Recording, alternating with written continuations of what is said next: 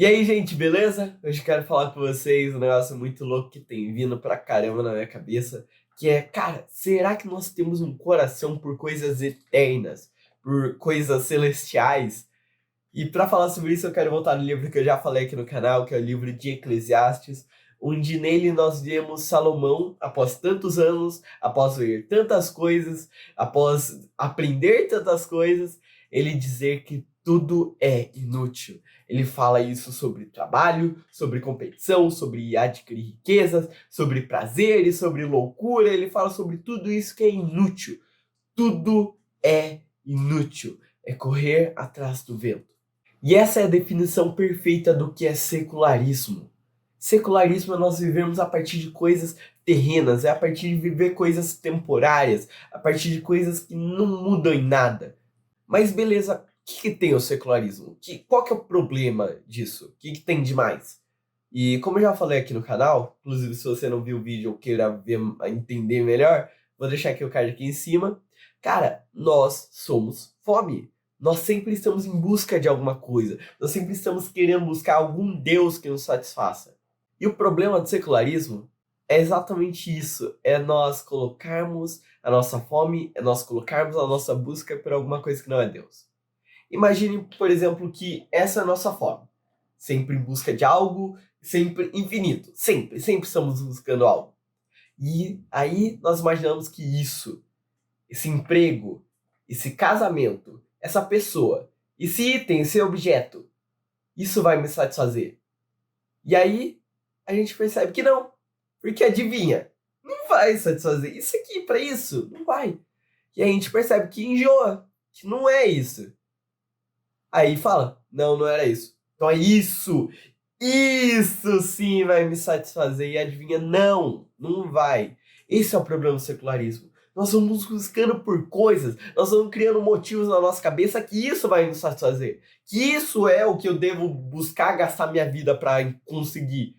Cara, nós não podemos ser saciados, nós não conseguimos ter alegria de fato em alguma coisa que tem fim em si mesma.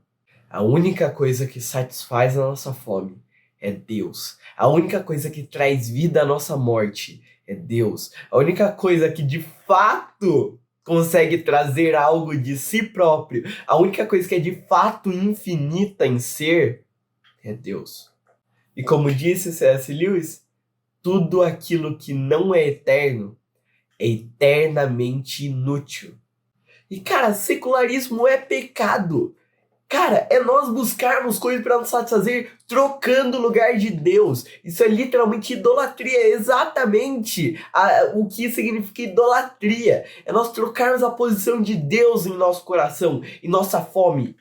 Mas quando nós nos convertemos, quando nós aceitamos Jesus como nosso único e suficiente Salvador, nós morremos para o mundo. E uma vez mortos para aqui, nós vivemos para coisas celestes, nós vivemos para coisas eternas. E é por isso que não bate, não funciona para o crente viver por coisas terrenas, porque ele não é mais, ele não vive mais por coisas terrenas, ele vive por coisas eternas.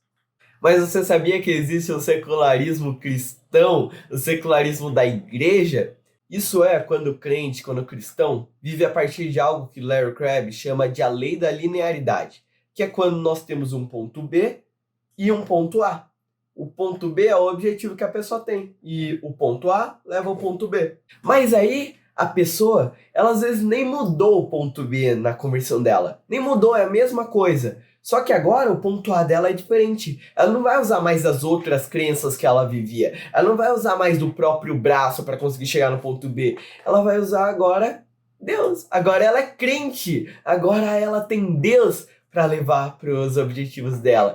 Porque Deus quer o nosso bem. Deus quer aquilo que nós queremos. Deus quer aquilo que nós achamos que é bom. Cara, Deus não te salvou para você ter dinheiro. Deus não te salvou para você ter bens. Deus não te salvou para você ser uma pessoa perfeita, para ser uma pessoa invejável. Deus não te salvou nem mesmo para você ter um casamento ou filhos abençoados. Essas coisas são boas? Talvez. Essas coisas Deus pode nos dar? Talvez também. Mas o problema é, elas não são Deus. Elas não são foco, não é por isso que a gente vive. Não é para isso que Deus te salvou. Cara, Deus não veio para ser só o seu caminho, o seu meio, só a ponte para conseguir chegar até onde você quer ou onde você acha que precisa estar. Deus é o alvo. Deus é o próprio objetivo. E ele se fez um caminho acessível para ele. Ele é o próprio caminho e o próprio alvo. Essa é a lei da liberdade. Cara, isso é viver por um coração na eternidade. Isso basta. É reconhecer que, beleza, eu tenho todas aquelas coisas, mas agora Deus é o meu alvo. Deus é o que de fato importa. Ele é o foco da minha vida. Isso é o que importa. É como, por exemplo, a fala de Moisés que indo para a terra prometida, que indo para a terra boa, de um lugar de escravidão, indo para um lugar ótimo, ele dizer: se tu, Deus, não fores conosco, não nos deixe ir. Por quê? Porque não importa se é a terra prometida, não me importa se aquilo ali vai ser ótimo para mim, porque o que me importa é Deus, o que me importa é Ele. Se não for com Ele, por que que eu vou pra lá? Cara, você já se perguntou como é realmente alguém que tem toda a fome, que tem todo o anseio do seu ser ligado em coisas eternas, em Deus? Cara, olha o que Deus compara o reino de Deus. Ele compara a uma pérola, a um tesouro de grande valor, pelo qual vale a pena vender tudo para comprar aquilo, para conseguir aquilo somente. Cara, o secularismo nos diz que tem coisas mais racionais, que tem coisas mais importantes que nós devemos dar foco, que Deus é só mais uma das coisas, é espiritualismo, é uma parte importante da nossa vida. Não, não é uma parte, é a nossa vida inteira, é o foco pelo qual toda a nossa vida deve ser vivida. O que seria mais racional do que Deus e o seu reino, que é de fato eterno? De forma lógica, não tem nem como comparar. Do que me adianta uma riqueza de alguns anos a um sofrimento eterno? Se a gente colocar isso em comparação, fica óbvio. Mas uma visão de eternidade, um anseio pela eternidade, responde: do que me adianta eu ganhar o mundo inteiro, mas perder a minha alma? Cara, como que nós não podemos ser confrontados por pessoas que entenderam o evangelho de fato e viveram com o coração naquilo, que viveram com uma fome absurda naquilo?